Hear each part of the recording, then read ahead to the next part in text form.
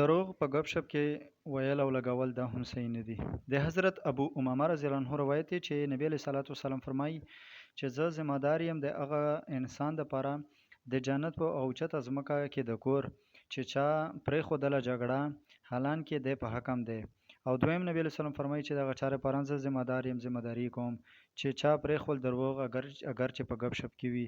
نبی علیہ السلام فرمایي دریم چې زه ذمہ وار یم د کور د جنت په اوچتو ځایونو کې د هغه چا لپاره چې اخلاق یې ښایسته وي.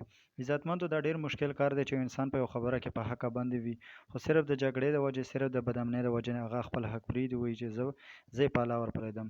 دویم دا هم ډیر مشکل کار دی چې انسان د یو شي عادت وي خصوصا چې د هغې د وجې ته مشهورېږي خلک ته په ښه باندې یادوي لکه موږ خلک هغه کیسې کوي د دروغو خلک پرې خندوي او دغه شانتې هغه په دروغو کې مثلا په ګپ شپ کې دروغ وایي.